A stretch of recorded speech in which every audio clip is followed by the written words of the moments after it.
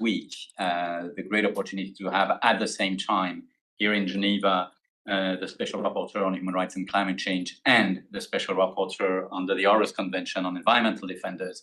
We thought it was really a very good opportunity to bring them together and so that we can all have a discussion on how we can protect and develop the work which is done by climate defenders or environmental defenders, and especially as we are now heading towards COP30. We will have the opportunity to hear from Anne Harrison from Amnesty International, some echoes from what had happened recently in Bonn, which was, in a way, we could describe it as being the preparatory meeting to the COP30. It's a bit more than that, but we could describe it like that. And we'll be also able to have some echoes directly from the field, thanks to Martin Skalski, to some of the issues that a number of defenders are facing directly on the ground. So actually, without any delay, I will first give the floor to Elisa Morgan, the author on climate change. And so it was quite interesting to see that in your report, which is really focusing on defossilization of our economies. And we could say after the previous talks we had of our culture, of our information and our societies, not just our economies, that you do insist on in a number of places within the reports about the importance of environment or climate defenders. So why did you think it was so important to have it in your reports? And what other perspective you see, particularly when we're going to COP30?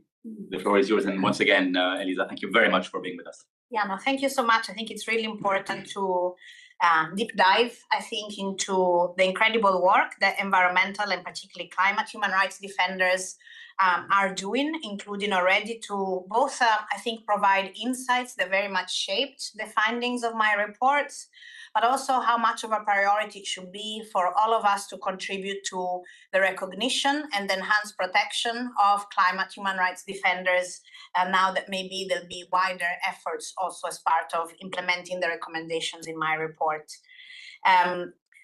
Climate defenders have been for a very long time advocates and I think watchdogs of the lack of ambition or the lack of sufficient action or the complete lack of prioritization of the phase out of fossil fuels as the main cause of climate change.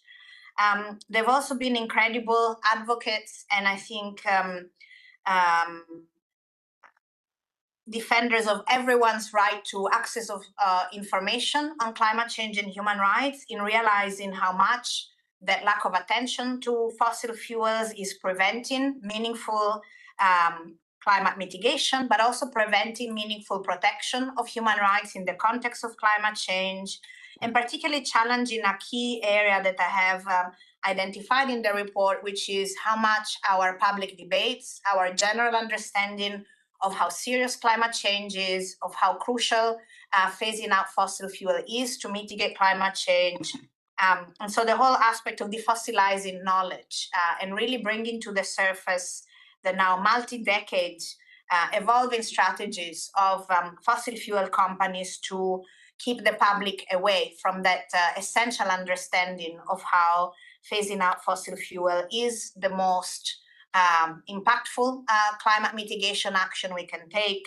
It's also the most impactful action in terms of protecting human health, protecting biodiversity, preventing further toxic pollution, all of which undermines our human rights, undermines our human resilience in the context of climate change. Moving forward to the next report, which I'm finalizing, and we'll go to the UN General Assembly in the autumn.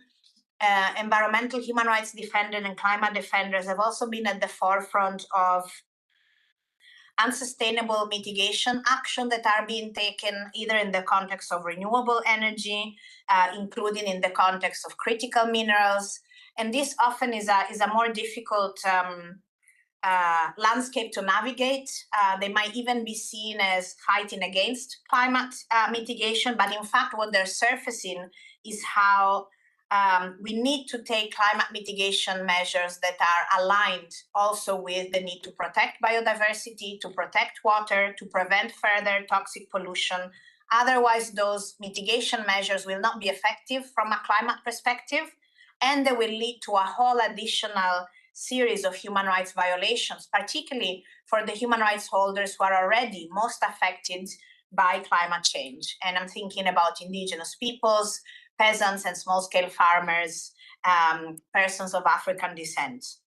So it is a crucial role both of recognizing the importance of the knowledge and insights of environmental and climate human rights defenders in helping us all to think around the root causes of climate change and our inability to effectively tackle climate change, to think more in terms of like system thinking around how those violations of human rights show us more systemic problems about how we're taking the climate action.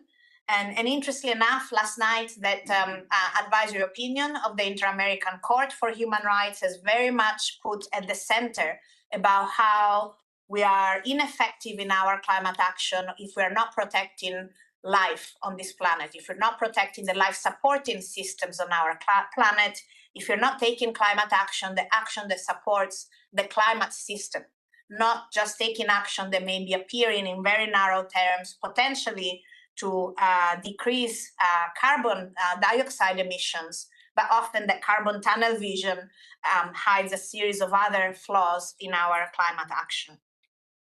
And just to mention, in my own role as special rapporteurs, I work very much in collaboration with other special rapporteurs, including Michelle, and of course also Mary Laurel as the UN Special Rapporteur on Human Rights Defenders, the UN Working Group on Business and Human Rights, the UN Special Rapporteur on Indigenous Peoples, and many others, either in responding to communications and really through those communications, both bringing our heads together to interrogate the very complex realities that defenders are facing, but also the public is being exposed to without necessarily having all the elements to really understand how defenders are fighting for everyone's human right to a healthy environment, risking their lives, their well-being, the well-being of their families. And I think I would encourage colleagues to look at like some of the recent communications we put together. And I think Mary Laurel, in her report to the General Assembly, also going into October, will have collected many stories, illustrative stories of who are climate defenders, what risks and threats and harm they're facing, and how do we need to, again, clarify public debate, because very often those climate defenders are misconstrued as opposing climate action or somehow opposing protection of general society interest.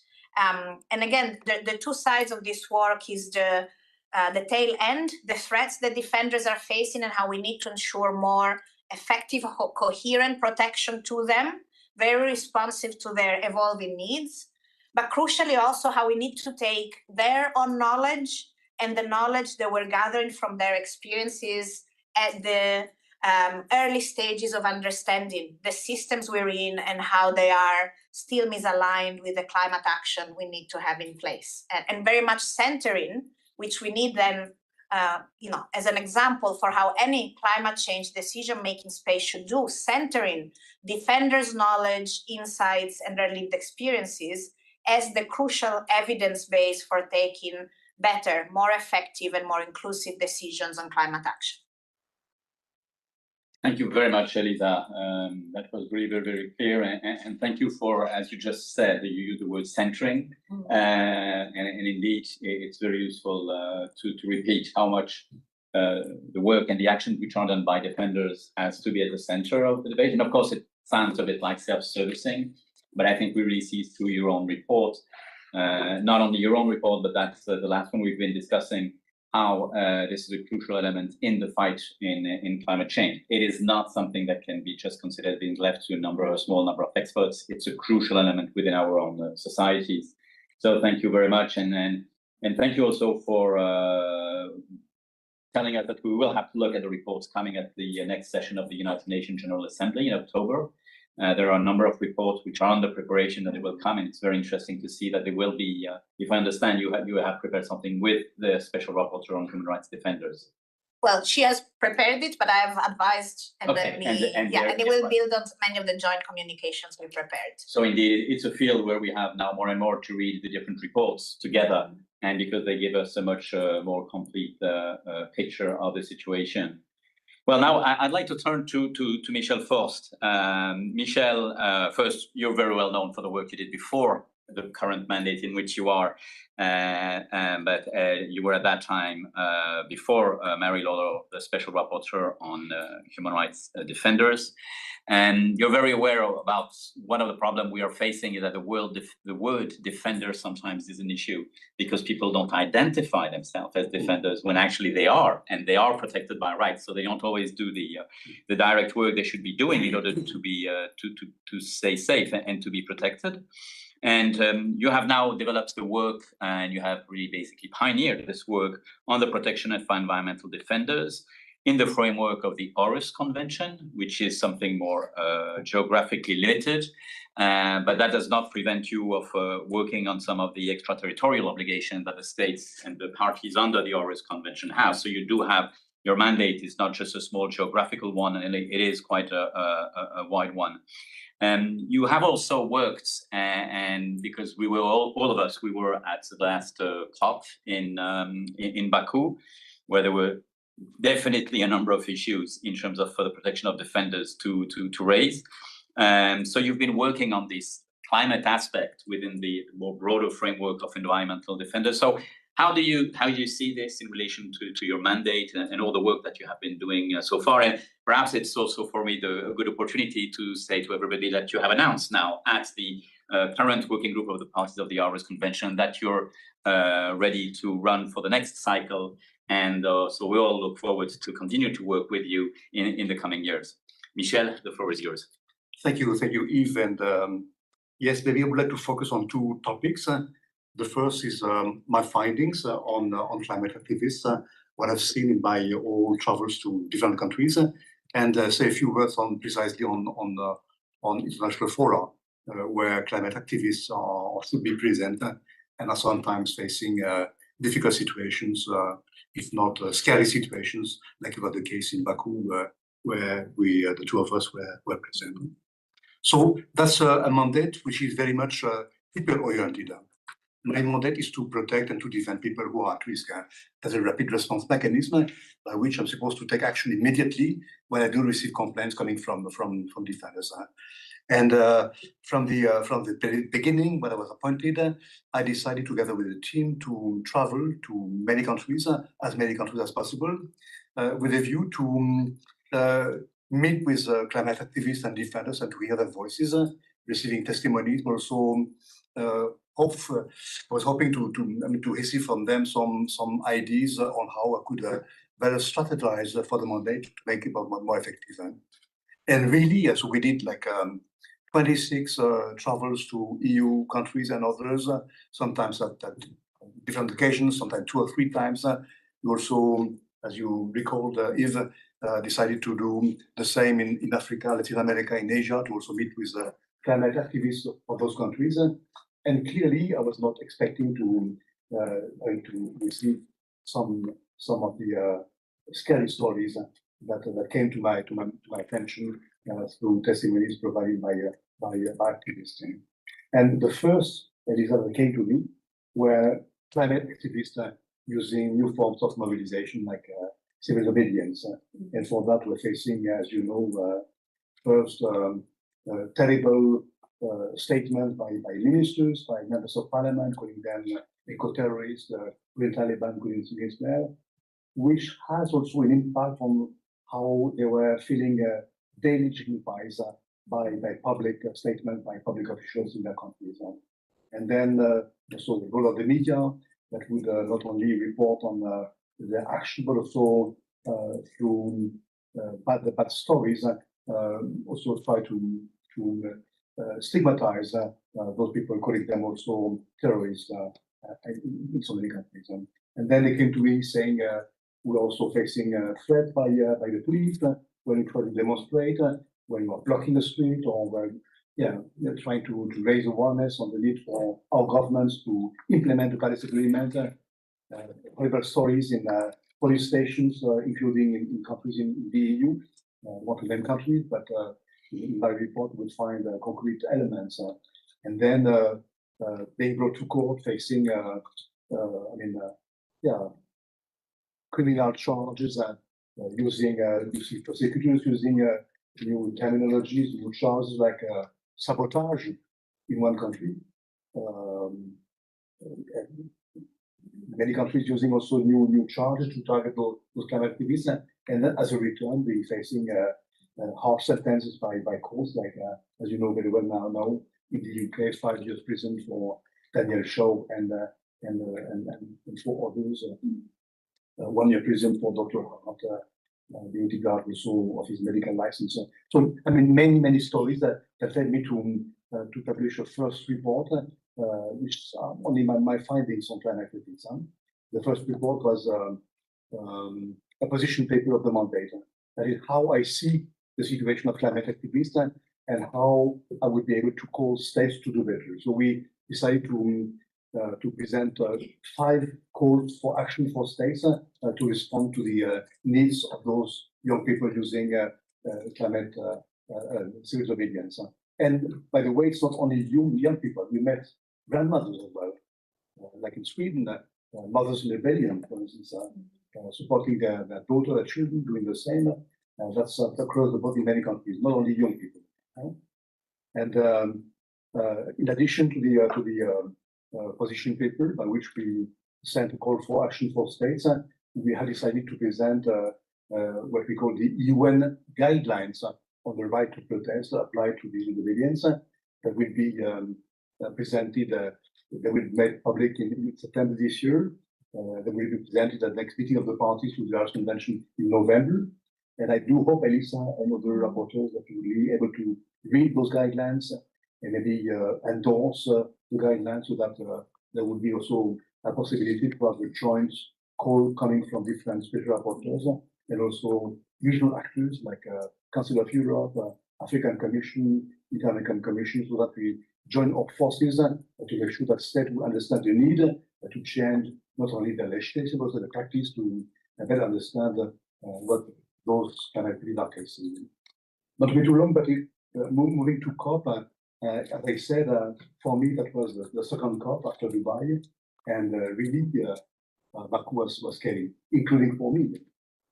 They followed everywhere, having meeting with Eve in a cafeteria, and then seeing all of a sudden the same 2 police officers in black taking pictures, trying to record what we were saying. I had meeting also with ambassadors outside of the meeting rooms, and the same people, always the same, smiling, recording me, pictures, video, to be scary, and it was effective. And I remember when I returned back from the premises to my hotel at late in the night, I had to walk like 15 minutes, and I was really also scared to be abducted by police, and I don't know what would happen. So, and my team and myself, we were really following what was happening. And inside the COP, we had very long meetings with NGOs, very good meeting with Amnesty, and we hope to hear from Alison what has been discussed in Bonn recently. We thought it might be also useful to prepare some guidance on how we're expecting UNFCCC to provide also better security for those who are trying to attend those discussions. We have been discussing in Baku with Amnesty, with OHCHR. We have been discussing with CAN organizations that were there, Elisa, trying to provide some guidance on how what we would be expecting to be better. We have a good example.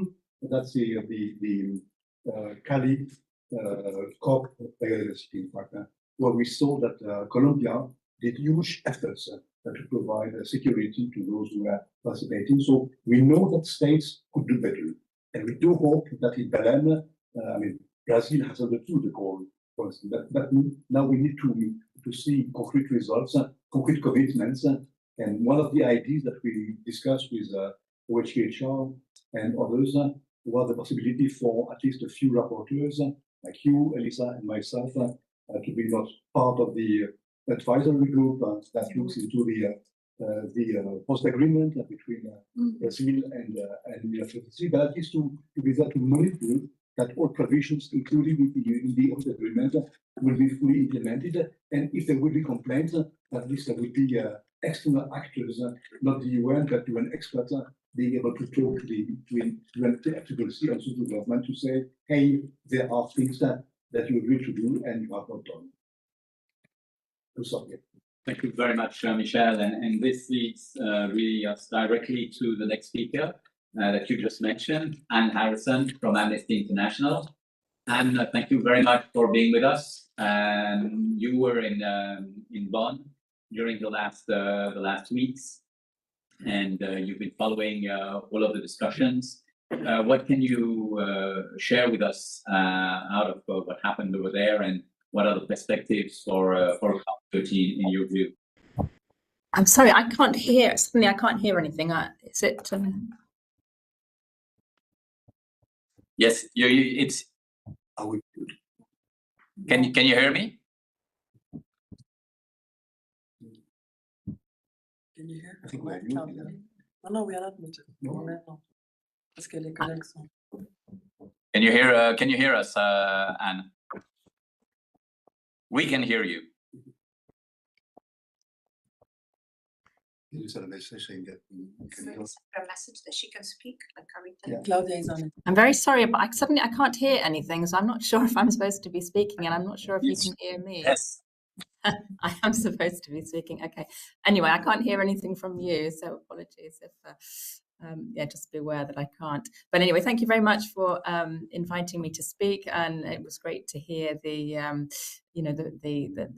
thoughts of the two special rapporteurs, and always great to engage with them. Yes, I'm just back from Bonn about a week ago at the Bonn Climate Conference, effectively the preparatory conference for COP30, which will be in Belém, Brazil in November. Perhaps just like to touch on sort of a couple of different aspects, one of which is sort of the participation of defenders and activists actually in the conference itself, some of the restrictions that were placed on action and activism at the conference, and then perhaps some of the ways where human rights defenders were actually, were trying to be included in some of the negotiations as well. So as in previous years, there were difficulties for many activists to actually attend the conference. There's fewer and fewer badges available in many cases. I mean, partly because there's increasing demand. There are more and more observer organizations registering, but also parties are bringing larger delegations, often full of fossil fuel lobbyists and so on, which reduces the space available for observers to take place. Badge quotas were given out very late, which also hampered people making their travel arrangements.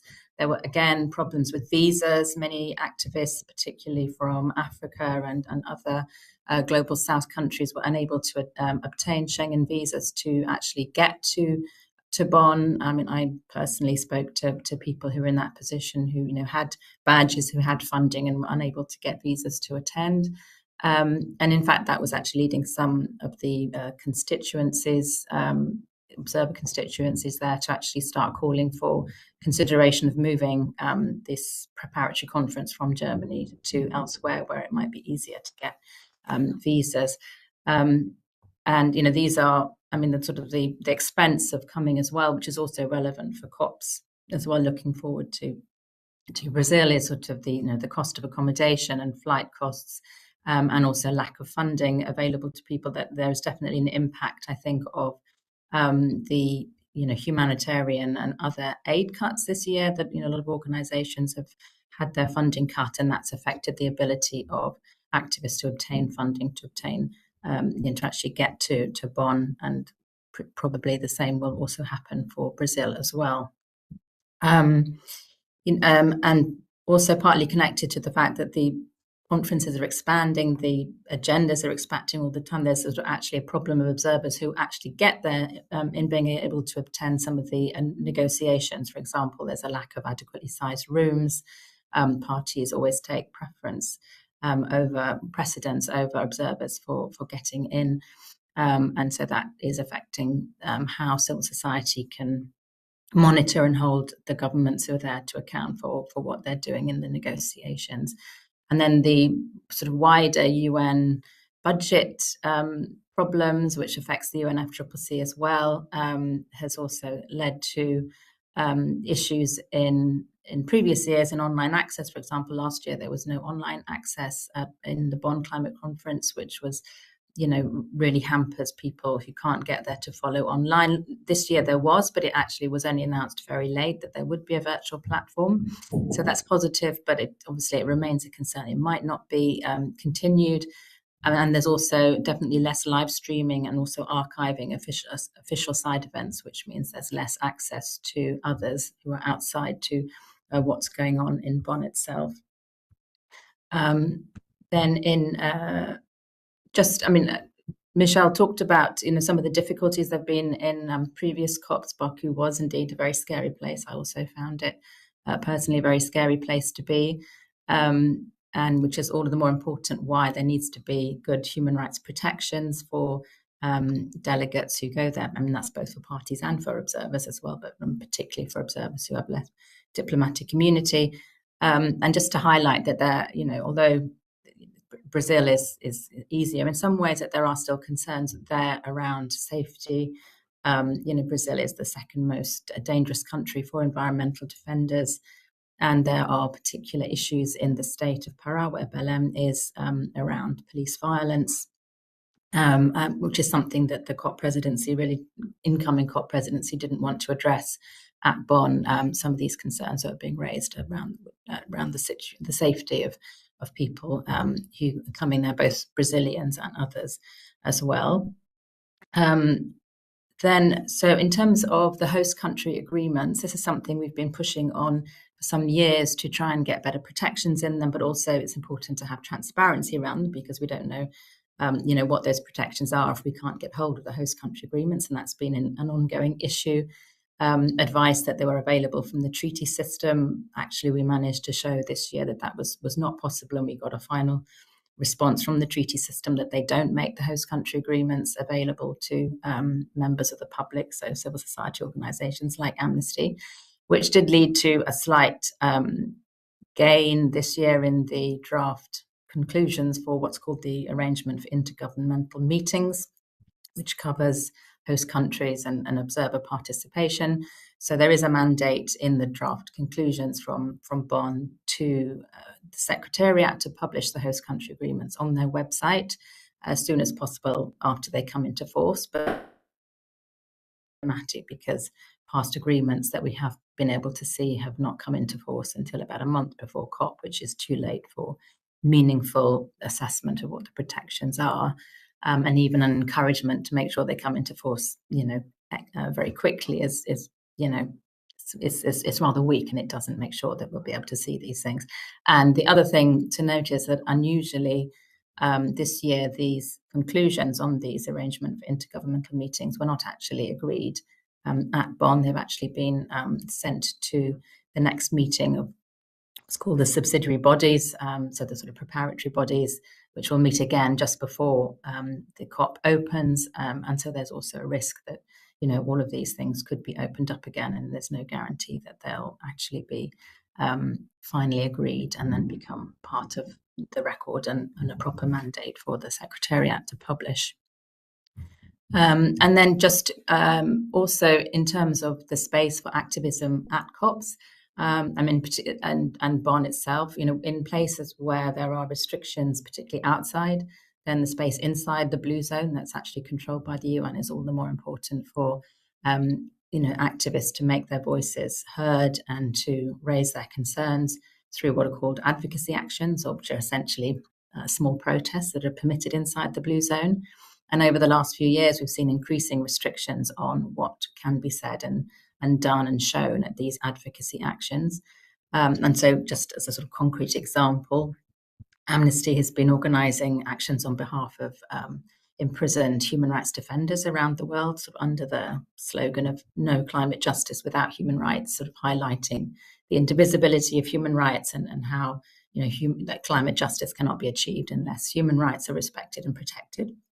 When these protests were first started being done, it was possible to print the names of defenders under their pictures.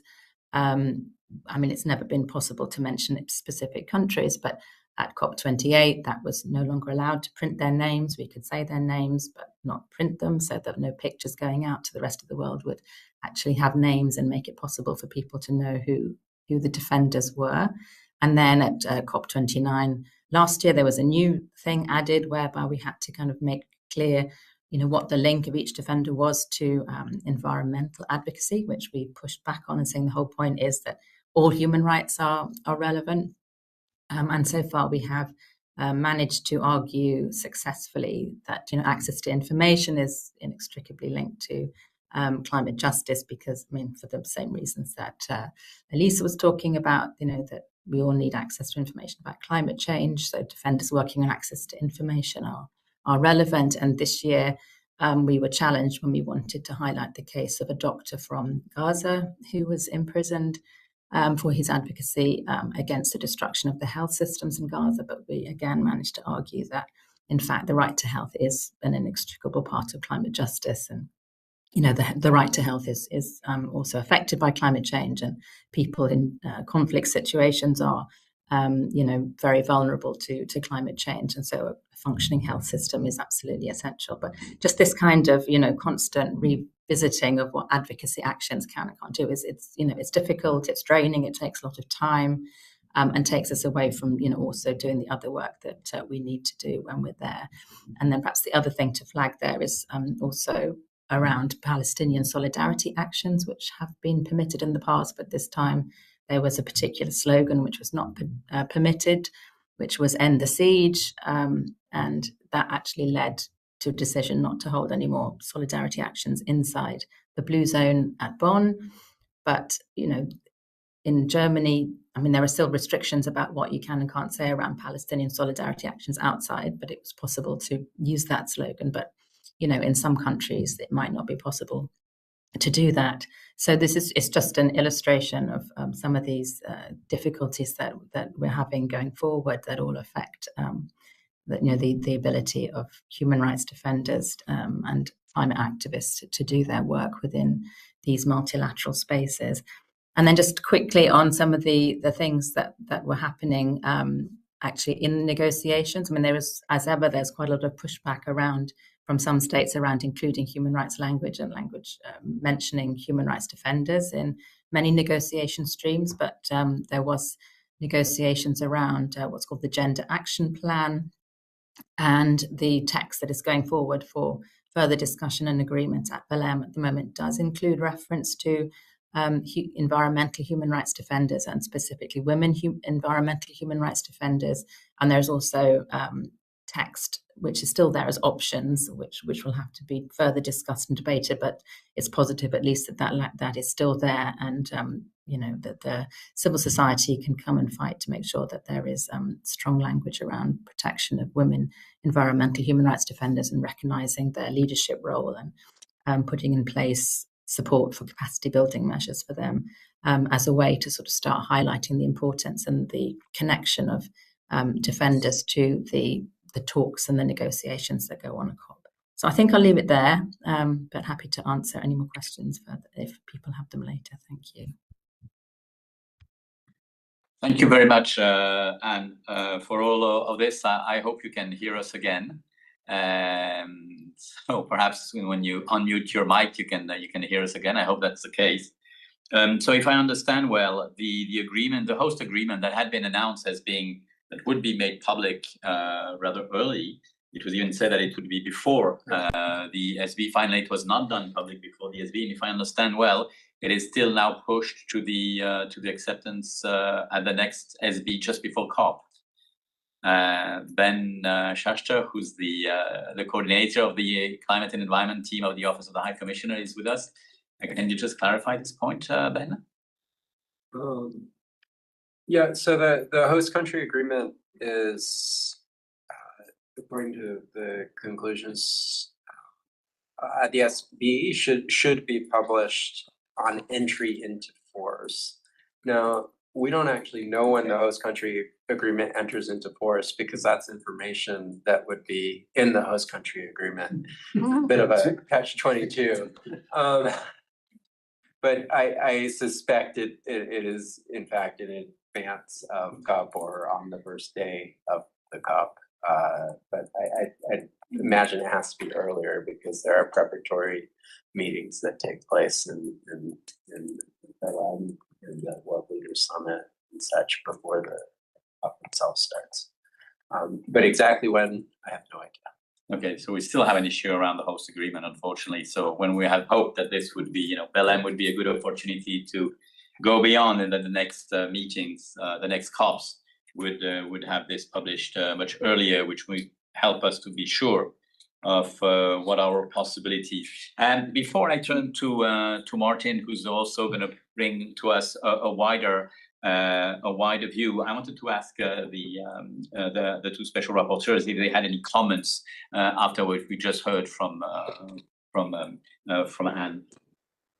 Yeah, I mean, from my side, other than also supporting what Michelle and Anne said around COP29, even if I wasn't, I think, subject to the same measures that Michelle experienced, it was a very oppressive environment to be in. And this, there are lessons learned there that, we should never repeat. And maybe I'm wondering if, again, maybe there has been enough access to information or enough sharing of that, lessons that shouldn't, of behaviors and situations that shouldn't be repeated, that maybe would be helpful to collect and share through the advisory group as well. Otherwise, I guess just reflecting on what Anne shared, and like really important to hear all these different layers of challenges for being present, being able to connect at a distance, but also meaningfully engaging with the delegates. And again, I think in particular, all those challenges to having actions within the international climate spaces are not only a burden on defenders and the organizations working with them, but I also create, or contribute to keep a culture within, I think, climate experts of not understanding the contributions of climate defenders to the debate, including that very point of the indivisibility of human rights and how they're affected by climate change. So there's both kind of excessive burdens and, in fact, unreasonable burdens on defenders and civil society, but also that consolidating of an unhelpful institutional culture and even individual culture and understanding for climate experts in engaging with human rights and engaging with the insights and the lived experiences of human rights defenders as a source of knowledge, as what should be central to their decision-making spaces. Yeah, thank you very much. Just another point. Yeah, I'll come to you. Just another point, because we've been mentioning several times this possible advisory body.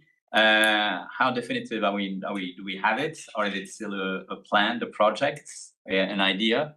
I don't know who could answer perhaps to this. Perhaps I should turn to Ben again. Sorry, Ben. If there is an idea of an advisory body on in order to help and facilitate the work done by the host country of COPs and to solve these issues. And we've been mentioning this possibility several times. But just for everybody to be very clear, it's just an idea which is being proposed, or is it something that has been established or is going to be established? You mean within the UN system? We have a sort of internal, informal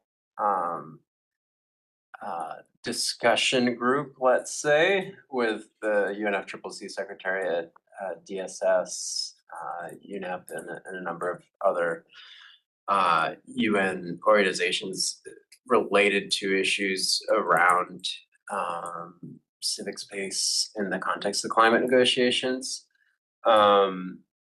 Whether or not a more formal, and sorry, I was not looking at the camera as I was told, whether or not a more formal body could or should be established, I guess is both a question of resources and probably political will. So certainly, I think there's a lot of room to improve the modalities for participation and the safety and security of participants in the context of environmental negotiations. And that is a key priority for OHCHR and something that we're working on with a variety of stakeholders and also in coordination with member states and UN partners. Okay, thank you. So that's Just wanted to comment on this because what we discussed at the time, I don't want to blame anyone, but was the idea that that sort of discussion could not be left only within the UN system. That is, UNFCCC speaking to HR and other with UNEP. There's the same circle, in fact, of people who are working together. Our idea, my idea, maybe Alisa's idea as well, was to make sure that at least there would be observers outside, like UN special rapporteurs, that have a mandate, a clear mandate, and could also monitor from outside what's happening. And then if we see that things are not in line with what has been agreed with the host country, then we could also have possibility to say a few things, to say our words, in fact, to share our concerns more maybe publicly. That's what we had in mind for that. That's a hope. Yeah. Hopefully it will become a reality. Yeah, well, I mean, I can't in fact answer on that. I mean, I think it is very important that there be both civil society and indigenous people's representative organizations and experts involved in any discussion like that. So. Okay, so it's still something to look after and to push for. There is a question here, please. Can you introduce? The question is because I'm a listener from the mission Azerbaijan, and I'd like to comment on the allegations which are made against my country regarding the COP29. The Republic of Azerbaijan proudly announced that successful conclusion of COP29 hosted in Baku, and this milestone event brought together world leaders, negotiators, scientists, civil society organizations, youth and indigenous representatives in a shared commitment to accelerate the climate action and secure a sustainable future. Azerbaijan COP29 presidency stands as international recognition of my country's determined efforts toward the green transition and environmental stewardship. We are particularly proud that COP29 was characterized by an open and inclusive atmosphere where non-governmental organizations, climate activists, and community representatives were able to participate freely, express their views, and contribute meaningfully to the discussions and outcomes. Our government ensured a safe and constructive space for civil society engagement throughout the summit, and we firmly reject any claims suggesting that participants in Baku were subjected to intimidation, surveillance, or restriction on their ability to attend and engage in COP29 events. This allegation do not reflect the reality on the ground or spirit of openness that defined the conference.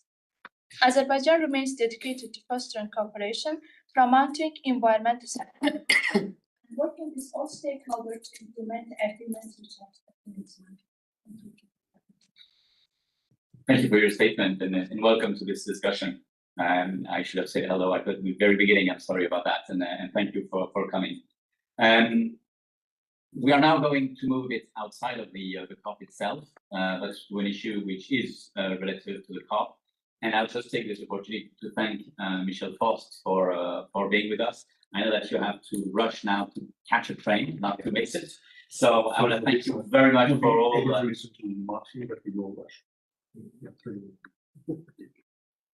Well, thank you so much.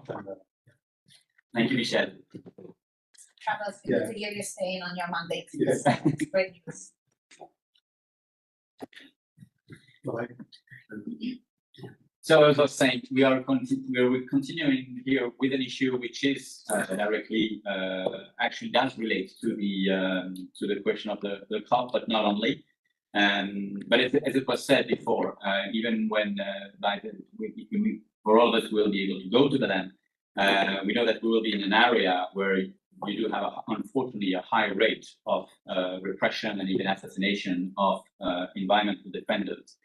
So of course that has an impact on the COP itself, but we see that such type of trends, unfortunately, are starting to develop throughout the planet. And not only in Brazil. Brazil is very often pointed as being one place where environmental defenders are really at risk, and that is the case. There are other areas where also there are a number of risks. So, Martin, thank you very much for being with us. You wanted to bring us some information about a particular situation in the Caucasus, if I'm correct. And so the floor is yours. Yeah, okay. Good afternoon. Thank you very much for inviting me, and I'm happy to share with you today some updates about Georgia, which is maybe not that much known as a country where there are some serious cases of oppression of the environmental defenders, but the situation there is changing fast. So I hope it will be interesting for you. Although I will not speak only about climate activism, and it's not that much related, but basically the role of the situation in the country. We already heard about Azerbaijan several times. Comparing to Azerbaijan, Georgia was for recent years kind of country of freedom where there was quite established civil society and many very active NGOs working for years. The situation changed radically within the last 2 years when the new government basically introduced the law on foreign agents and started forcing all NGOs who have more than 20% of their budget coming from abroad to register as foreign agents, which created a very big conflict because Georgian NGOs do not consider themselves as working in foreign interests. They all say that they work for the Georgian nation, and as such, they do not want to register as foreign agents. So many NGOs are now working in some legal vacuum, let's say, and they are under big threat of sanctions from the side of government. Can be as much as about $10,000 per month, basically, for not following the regulations. While also the authorities can target not only the organization but also its representatives. Besides the financial sanctions, there is also a threat of imprisonment of 6 years for not registering or not for following the requests of the governmental institutions to submit information, because this act on foreign agents is related also to the obligatory response to the authorities to the information. There is a new bureau which is called Bureau to Fight Corruption. So basically, the government is framing all these activities as anti-corruption activities, and the authorities have a right basically to ask NGOs to submit any type of documents that are related to their projects, financing, but also, for example, participants to their events, including their ID numbers and residence addresses, and basically any personal information about the members of NGOs, which is going far beyond any transparency or anti-corruption activities. So this is basically like attempt of very deep surveillance of the insurance sector doing one by client, and it could enable the authorities to monitor like very internal type of things related to this. So all this legislation is targeting the whole insurance sector because 90% of funding that the Georgian NGOs is going from abroad, so almost everybody is registered now. But in particular, environmental NGOs are those that are vulnerable because they often lead controversial campaigns. Georgia is also a country where there is a controversy about hydropower plants construction. There are mining industries. There is also a transit country for oil from Azerbaijan. And there are also certain industrial areas where there is a high level of industrial pollution. There's no communities are trying to somehow fight with that. So there are many areas of potential conflict with the government, and we are quite afraid that after NGOs are monitoring elections and are conducting some anti-corruption activities, the environmental defenders will be most likely the next ones on the list of those that will be heavily controlled and implemented somehow. So that's something that is happening now. And just a few weeks ago, the government started deep inspections in first 17 NGOs. So it was for a long time we didn't know if the legislation would be like forced or if it would just be there.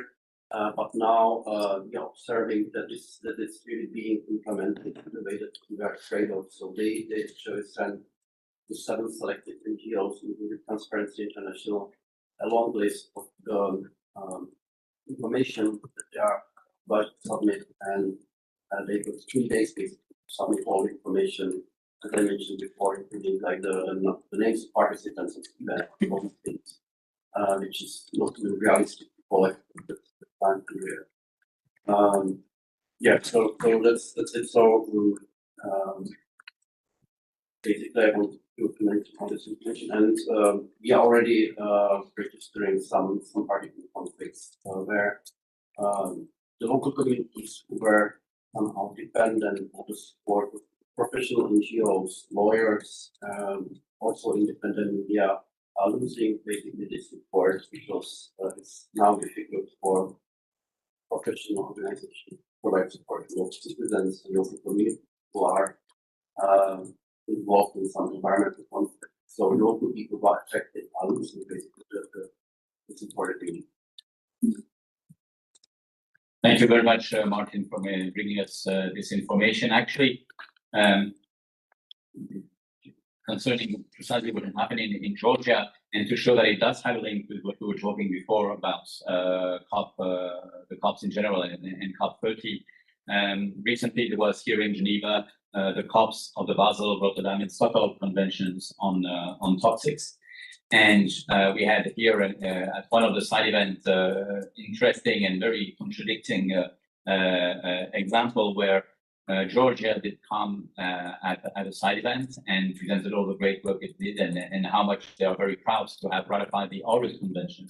And then in the debate, coming directly from the floor, we had a testimony from one women's organization where precisely because of the type of repression, these women were unable to participate to this meeting here in Geneva when they are working on toxic issues and usually were coming to the Basel, Stockholm, and Rotterdam COPs. So we already saw one of the examples of the effects of such regulation on the participation to international meeting. So of course you can imagine what is going to happen at COP on climate change.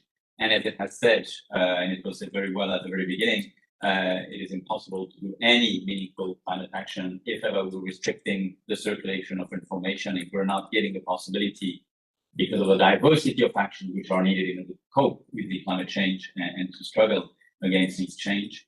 You cannot do it if you don't have a wide involvement of the society. So this is really going against preservation of a safe climate. So I just wanted to know, as we are getting close to the end of this discussion, if there were questions or comments before I give a final word of conclusions to the Special Rapporteur on Human Rights and Climate Change. I don't know if it's also the case online, but I don't see. Okay, so then, Elisa, may I turn to you perhaps some final words after what we just heard from Martins, what was also shared with us by Anne, and also what we just heard by Michel Forst, the Special Rapporteur on environmental defenders. Yeah, thank you so much. I think it looks particularly from the work of other colleagues, the UN Special Rapporteur on freedom of association and the one on freedom of expression, that this kind of legislative developments, controlling civil society organizations, their funding, their activities, their participants, are becoming a global trend and a very worrying one. And again, I think maybe that shows how understanding all the challenges that defenders and civil society are facing went beyond just climate activities, very much across the board of all their activities.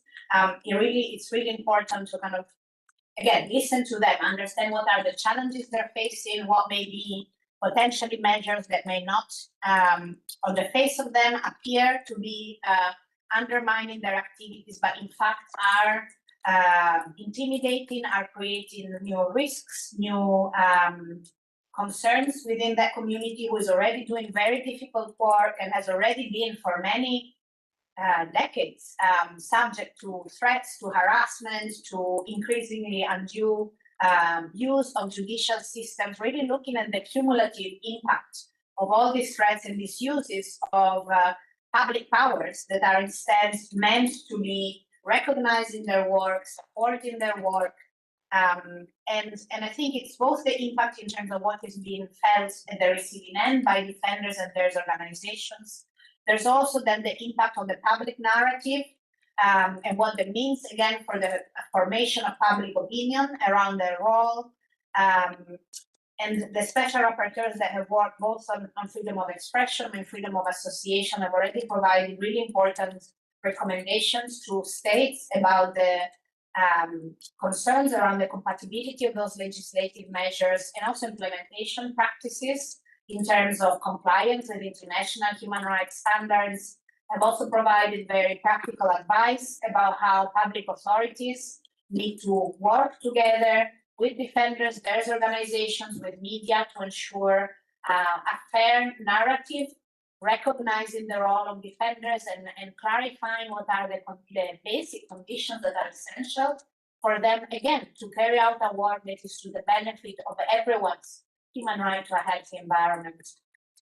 A lot of this is captured in many of our recent communications. I invite maybe colleagues here and colleagues online to look at how we have summarized the relevant international human rights obligations that are applicable in those cases in the annex to those communications. I think anyone can rely on the annex for their own advocacy purposes, for their purposes of developing also the capacity and the level of understanding within different public authorities who may not have the same exposure to an understanding of the threats and the challenges and also the important role of environmental human rights defenders and climate defenders, and also for the UN system.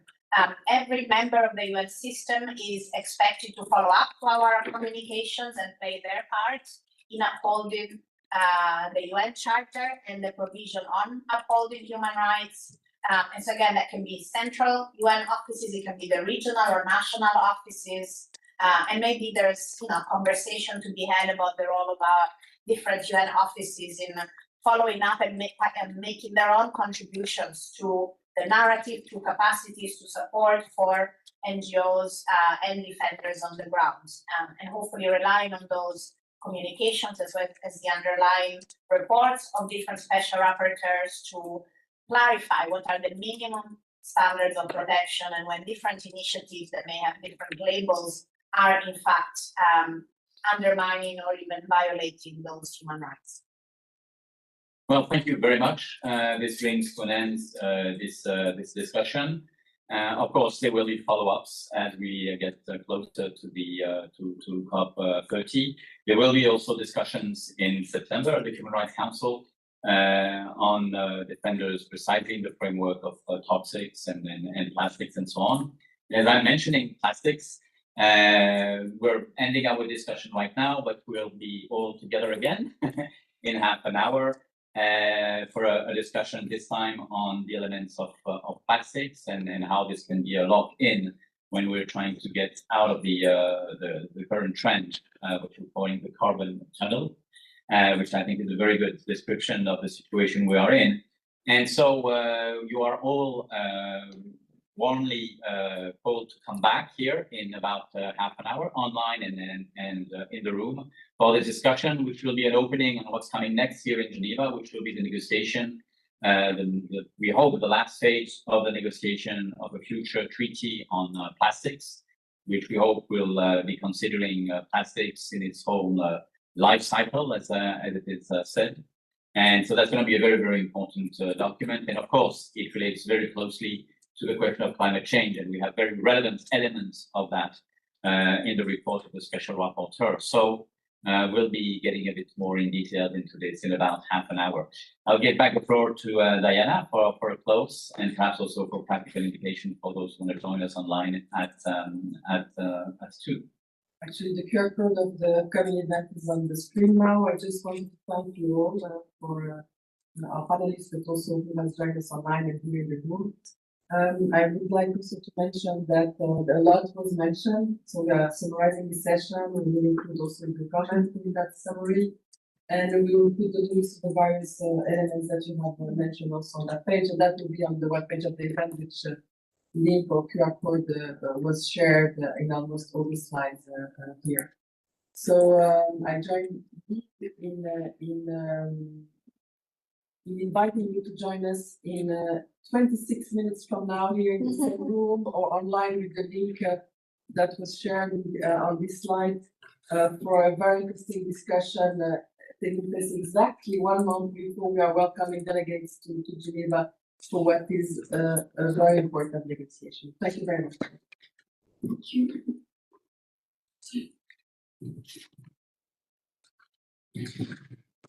you.